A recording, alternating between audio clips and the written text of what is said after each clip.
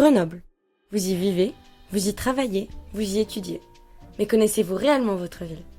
Préparez-vous pour un voyage dans la ville aux 3 roses. Bonus, vous n'avez pas à quitter votre chaise. Tout d'abord, nous vous avons présenté Grenoble comme la ville aux 3 roses. Elle est nommée ainsi en référence à son blason, 3 martyrs représentant 3 formes de pouvoir. Saint Vincent, saint patron de l'église de Grenoble, Saint André, saint patron du dauphin de France, et Saint Jean-Baptiste, saint patron des citoyens.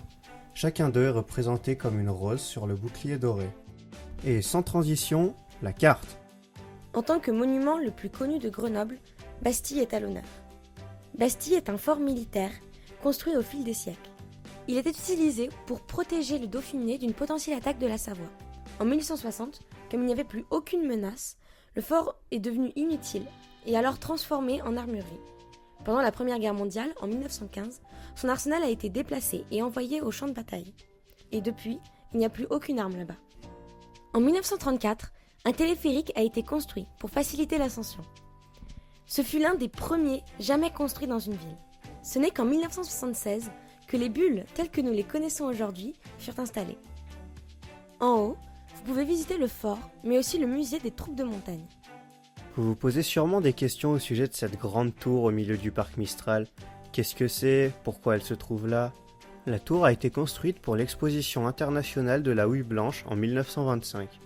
Elle était appelée Tour pour regarder les montagnes. À l'origine, elle ne devait pas rester longtemps, seulement pour la durée de l'exposition. À cette époque, il s'agissait d'un chef-d'œuvre dans le milieu de la construction, et la plus haute tour faite de béton armé. La structure était tellement impressionnante qu'elle a été conservée après la fin de l'exposition. Maintenant, elle ne peut plus être utilisée ni visitée, le risque d'accident étant trop élevé dû à son grand âge. Malgré cela, une lumière bleue brille toutes les nuits à son sommet et les gens se réunissent autour d'elle pour le feu d'artifice du 14 juillet.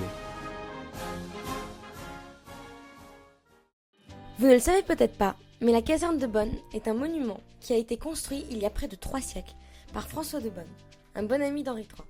À l'origine utilisée comme baraquement, elle a été détruite et reconstruite en différents endroits de nombreuses fois, avant d'être aménagée à la place que nous lui connaissons aujourd'hui.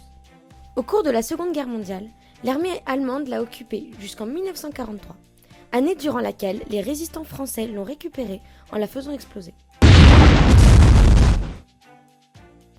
Aujourd'hui, elle a été reconvertie en un grand centre commercial bordé d'arbres et de parcs. Vous connaissez sûrement les noms de Matisse, Picasso, Delacroix ou Warhol. Vous pouvez trouver certaines de leurs œuvres et bien plus encore au musée de Grenoble. Là-bas, il y a plus de 25 000 œuvres, sans compter les expositions temporaires. Sa grande collection va de l'Égypte ancienne à l'art moderne. Spécialisé dans l'art moderne et contemporain, il est considéré comme un des premiers musées d'art moderne en France. Voilà le plan. Ces salles sont dédiées aux œuvres du XIIIe au XIXe siècle. Celle-là seulement le XXe. Ici, c'est les expositions temporaires. Et en bas, l'art contemporain. Beaucoup d'art contemporain. Mettant de côté les grands monuments et choses historiques, Grenoble est aussi parsemée de petits détails, de curiosités auxquelles vous n'avez sûrement jamais prêté attention ou ne vous êtes interrogé sur leur rôle ou leur signification.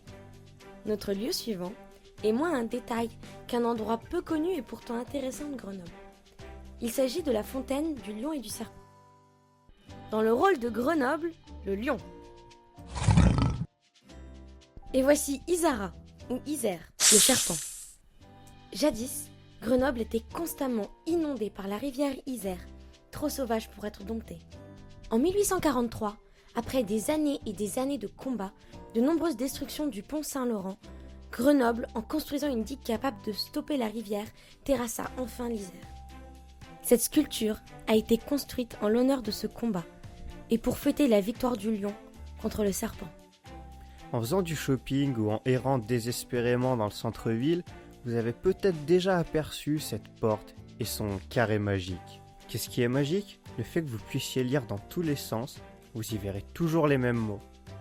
La traduction littérale est « Le semeur, sans dévier, tient fermement, par son action, les roues ». Le carré pourrait en fait être un message destiné aux chrétiens. Hypothèse renforcée par le fait que les lettres pour paternoster sont utilisées et que la lettre N, symbole de divinité, est au centre du carré.